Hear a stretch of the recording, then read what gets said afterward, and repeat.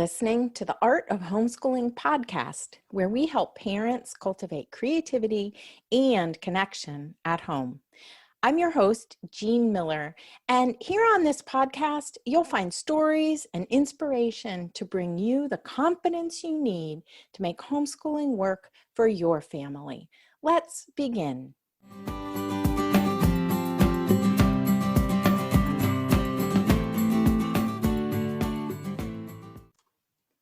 Well, hey there, my friend, and welcome to the first episode of the Art of Homeschooling podcast. Today, you're going to hear some highlights of my family's homeschooling journey of over 25 years. And what I hope is that I really want to offer you encouragement and reassurance. Encouragement and reassurance wherever you are on your homeschooling journey.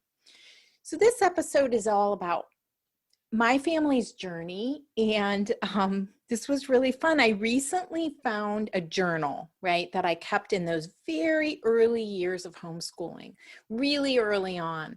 And I want to share a couple of excerpts with you because I think you'll totally relate to my roller coaster of emotions. My main goal here is to encourage you to see homeschooling as a journey for both your children and for you. So homeschooling is a long game for sure. And sometimes we all need to be reminded of that, right?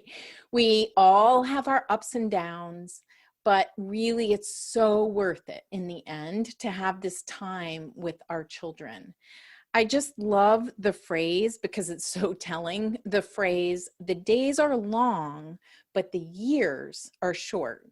And it's just oh so true. My journey to homeschooling came about in sort of a roundabout way. So just to give you a little bit of context, my kids are now all in their 20s. Actually, that's not even true. Our oldest is now 30. So my kids are between the ages of 21 and 30. And here is my journey early on, before I even had children. I have a master's degree in teaching, a Master of Arts in Teaching, and I went to we lived in Atlanta, and I got my very first teaching job in a suburb. I taught high school English. And what I noticed was that I was really young, but I also was super excited to be a teacher. And I noticed right away, I felt kind of discouraged because my students, who were mostly juniors and seniors in high school, it seemed like their creative spark was already gone, right? They just didn't have that curiosity or that sparkle in their eye already, right? And they were only in high school, and I thought, whoa. So what I wanted to do, I only taught half a year because I had graduated in December. So at the end of that very first year of teaching, I really had this desire to go back to the beginning somehow of a child's learning journey and find out like where that got lost, where that spark was extinguished. And the most hands-on and engaging approach I knew, because I was really drawn to that, was Montessori. So I went and worked in a Montessori 3 to 6-year-old classroom. So I have a master's degree, and I go work as an assistant in a Montessori classroom. And I just loved the materials. They're beautiful, often wooden, natural, resource materials that are just lovely.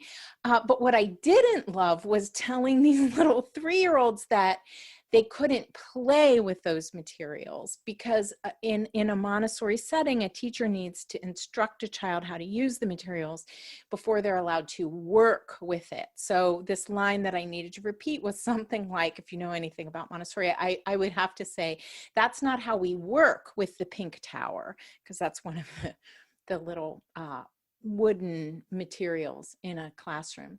So then that was the conclusion after that experience was, well, okay, that wasn't it. And so And then during that time I got married. My husband and I had our first child. Then we quickly, soon after that, had our second child. And then we moved and I taught part-time when my kids were really little at a small parochial school. Again, junior high and high school English. And so at that time, we have young kids, we have babies and toddlers. And I thought, okay, well, I'll teach and they'll go to the local public school and then we'll have summers off. And so that seemed like a really good plan to me. And I thought, I could teach in either a private school or a public school, just see how it goes. But then when our oldest was preschool age and we began to think about this experience, it just didn't seem like it was going to work at all. So as a teacher, I read an article about, how to go observe in a preschool. So we had chosen 3 different preschools to look at. I read this article and the advice was find a child like yours, like identify a child in the group, in the class like yours, and see how the teacher interacts with that child. So I go observe, I'm sitting off to the side and there's this group of preschoolers. And I find the little boy who's very much like my son. And immediately it's not a great scene. The teacher is irritated at this child. He wants to keep playing in the little play kitchen while they're supposed to come sit on the rug and do circle time. And it just was not a good experience for me. So I came home and I told my husband, okay, this isn't going to work.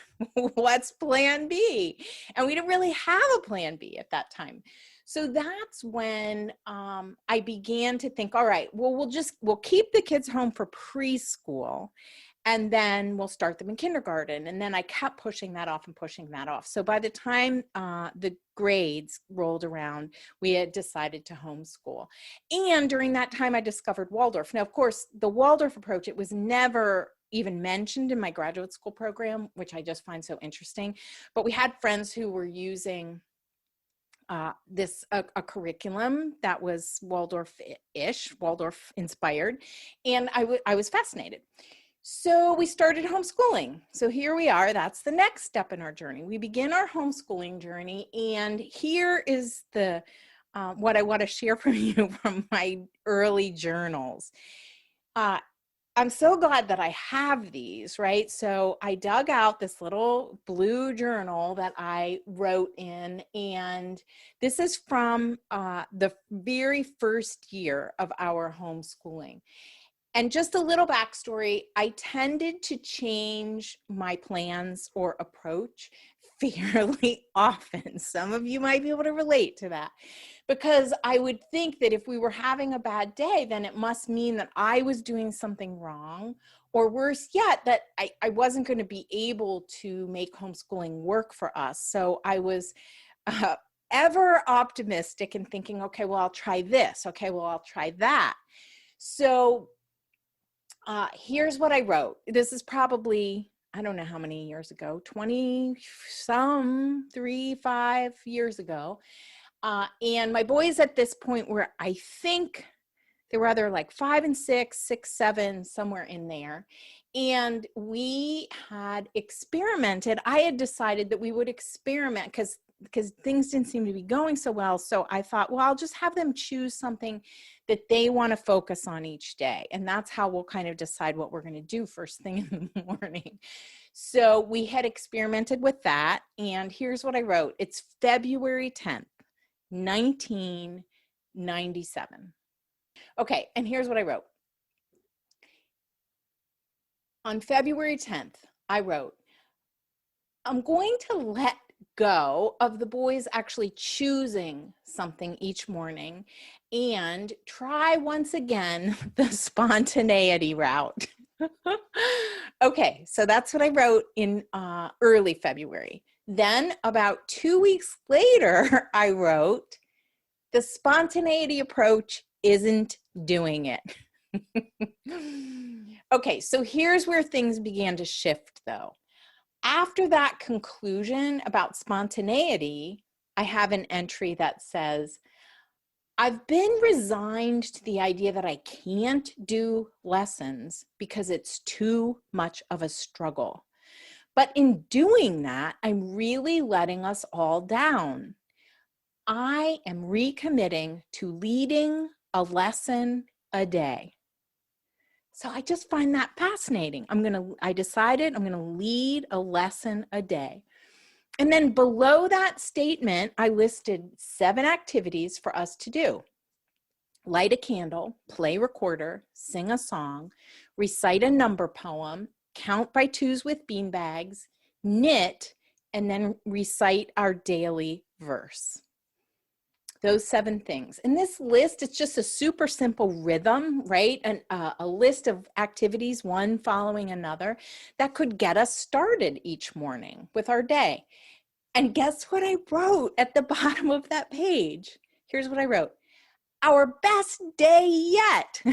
I'm finally in a place of knowing a lesson a day is good. So, of course, there were bumps in the road, right? Both boys, like my boys are 16 months apart and they're very physical, they're competitive. The oldest didn't do well in groups when he was younger. You know, they were like maybe 3 or 4 at the time of this story. I have a funny little story to tell you. And so, of course, some days there was yelling. Some days there was resistance to those lessons that that I had decided to lead. But at some point, I decided I needed a mommy timeout chair. So in our room, we had this little chair in the corner where I would read often at night. And so that became my mommy timeout chair. And one time I had yelled at the kids and I had raised my voice and I think slammed the door. And so I went and sat in my mommy timeout chair. And the boys were good at, you know, when I needed a break, they knew, right? It was serious if mommy went to her timeout chair. And so I put myself in timeout. And afterward, I came out and I apologized to them. I said, I'm so sorry for yelling at you. And my youngest at the time, so the middle child, but he was the youngest at the time, he looks up at me with these big brown eyes and this sweet, loving smile. And he says, oh, that's okay, Mommy. We're used to it. It just broke my heart. They were used to me yelling. So I really, at that point, I committed to using the timeout chair for myself more often and slowing things down a bit, right? Not putting so much pressure on myself or so much pressure on them. And, you know, yes, there were times, like I said, that the lessons didn't go well. And I'm just, you know, I just want you to know that there are good days and bad days in homeschooling, right? Kids can be uncooperative some days. And I even, you know, resorted to the line of, I'm going to put you in school. If you don't stop, you know, if you don't start cooperating, then you're just going to go to school. And I was not proud of that, but it did happen, right? Another little story, another year when I was pregnant with our youngest, I was super sick all year.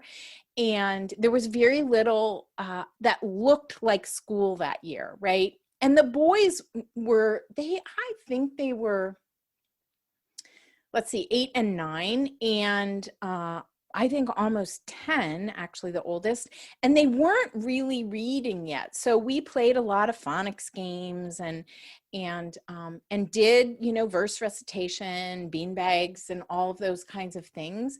But really, honestly, the curriculum for that whole year was that the boys, they learned how to cook because they got tired of peanut butter and jelly. They learned how to change an IV dressing and take care of mommy when she was sick. They learned where babies come from. And that year I was really sick in the fall, and then our daughter came early and was a preemie in the spring. And yet I don't regret that at all. They had so many rich learning experiences, and we were close-knit as a family through that time. In later years, I was diagnosed with autoimmune disease and had to really guard my energy. But that, in some ways, I think turned out to be a good thing too, because, as homeschooling, the kids had grown so much by that time and were able to work a little bit more independently. And in retrospect, that was a really, really good thing for them. I was definitely committed, though, to simplifying our homeschool plans. And that is something that I continue to talk about all the time with homeschoolers. I think especially learning to combine grades and kids of different ages is so important for us as moms to be able to sustain homeschooling over the long run. And then, of course, I found that verses and songs and celebrating festivals and handwork projects and those kinds of things brought us together very much, right, as a family and a community. Like, your family is your community, right? So now I just want to share a little bit on my journey about finding my mentor. So I met Barbara Dewey of Waldorf Without Walls fairly early on in my journey. She a friend introduced us, and she lives a couple of hours away from our home, and she would come and teach a class. I gathered a group of homeschooling kids, families who were interested in being in a class with her. So my boys had that amazing opportunity to experience that with one morning a week with Barbara. And here are a couple things that she taught me that I think are so important and really helped me find my way in my journey. And they are that, this idea of creating a one-room schoolhouse, right? We are the leader, and each of the children is on their own journey, and we're going to support them, right, to make progress from wherever they are right now. And then this idea that less is more, and that we're not trying to recreate school at home. So finding a mentor really helped me, not only to simplify my plans, because I'm definitely an overcomplicator, maybe you are too, but also to learn to focus on the learning that did happen in each day instead of what didn't happen. And that was a huge shift for me, to really begin to see that there was learning happening. And Barbara was great at encouraging that. And now I get to do that for other homeschoolers like you. So if you're interested in mentoring with me, you can go to artofhomeschooling.com/mentorwithjean to find out more. Over the years, we had different groups that we organized too. I had this group called Bridgeways where Barbara came and taught, and then there was a group that we created later for my daughter where I was the leader and one of the teachers. And we just had so much fun in these groups. We would just meet one day a week, but we'd have fun going on outings and hikes. We'd create plays, projects. We had a pentathlon when the kids were all in around 5th grade. We invited other children to come and do some lessons with us. And community really helped us feel less isolated and alone. So recently, I wanted to share with you that I asked my kids what they remember most, right, from our homeschooling years.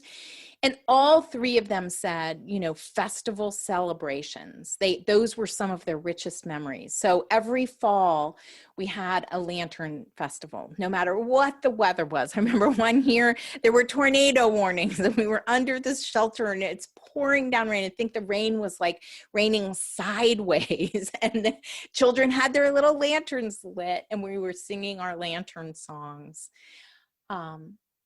So I think those festivals where we'd gather with friends, we'd have a fire outside, we'd have sip hot cider or soup or something like that, and we'd walk through the dark through the woods with our lighted lanterns singing, that those memories are just so a part of my children and who they are today. We also had wonderful May Day festivals and a solstice spiral and all kinds of other things too.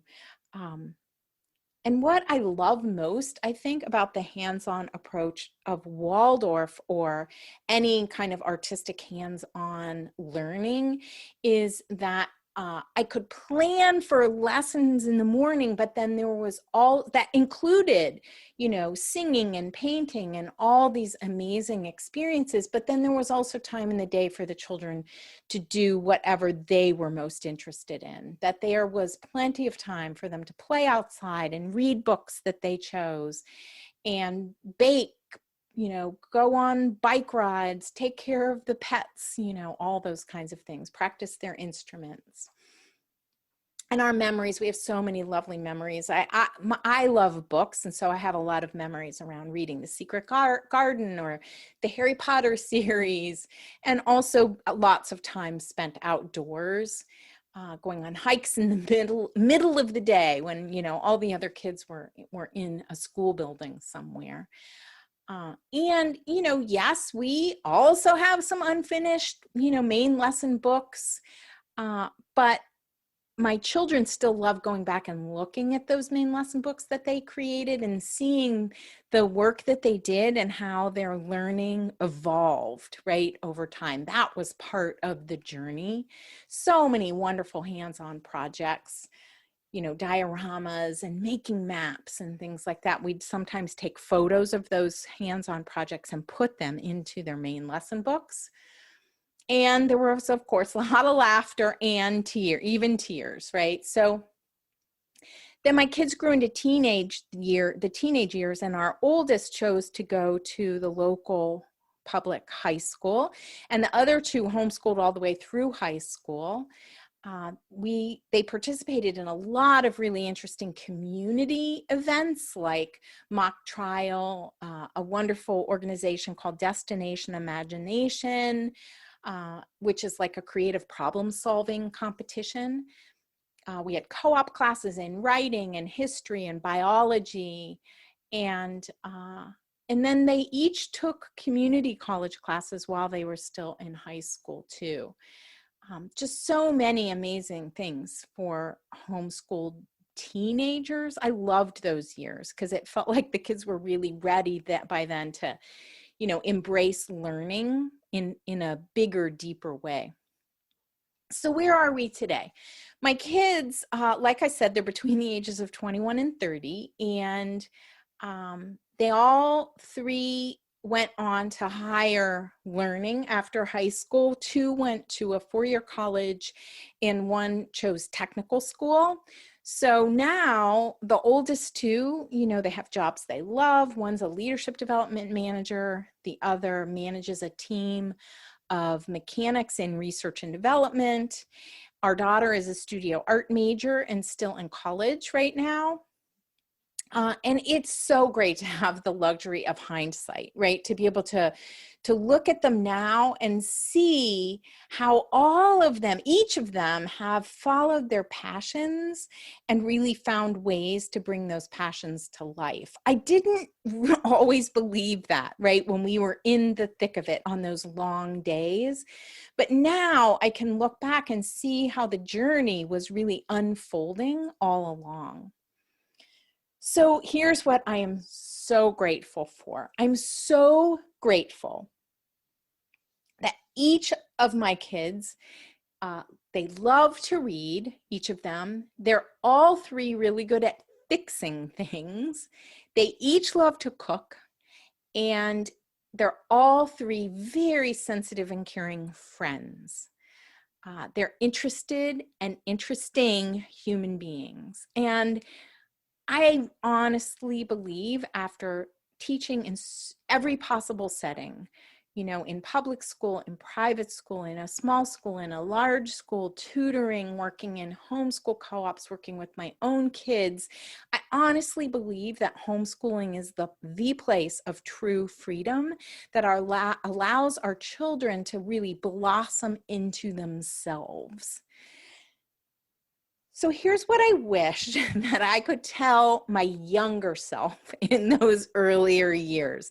That younger self who was really struggling with which approach to use and deciding whether I should be spontaneous or commit to lessons, that younger self, I wish I could have said, here are 3 important things for you to know.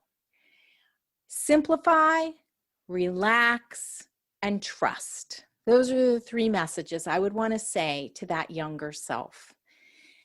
I think if we can keep things super simple and be more relaxed while trusting that the learning happens, right? Then we can find our way together with our children. I might have been able, if I had embraced those things, I might have been able to be more patient, less critical of myself. I might have been able to more readily accept all the range of emotions, right? The good days and the bad days. And I would hope that I would have been able to talk to myself more kindly. Above all, I wish I'd really known that what we were doing was enough. So as we wrap up here, here's what I really want you to remember more than anything else, that we as homeschooling parents are in an ideal position to see our children for the individuals they are and to really bring them what they need to grow and to flourish. Like my mother-in-law always used to say to me, may she rest in peace, Lakey, she would say, a mother's job is making memories. And I just want to encourage you, right, to instead of focusing so much on the teaching, on the curriculum and what is being taught, I encourage you to think of yourself as a facilitator of experiences, right? A facilitator of experiences for those little humans in your care. So step into that role as facilitator of experiences and remember these 3 things: simplify, relax, and trust, so that you can enjoy the journey of homeschooling. Thank you so much for listening to the story of my homeschooling journey. And if you feel like you need a guide on your journey right now, or just want to talk things through with another homeschooler a little further down the path than you, I do offer one-on-one mentor sessions. And as I mentioned, you can find out more at artofhomeschooling.com/mentorwithjean. I've worked with hundreds of parents, and many of them tell me that often that after even just one session, they go from feeling overwhelmed and uncertain to having a simple plan and knowing that they can do this thing called homeschooling. So I can really guide you toward clarity and confidence so that you can find a path for yourself that works for your family. Remember, simplify, relax, and trust so that you can enjoy the journey of homeschooling. That's all for today, my friend. But here's what I want you to remember. Rather than perfection, let's focus on connection. Thanks so much for listening, and I'll see you on the next episode of the Art of Homeschooling podcast.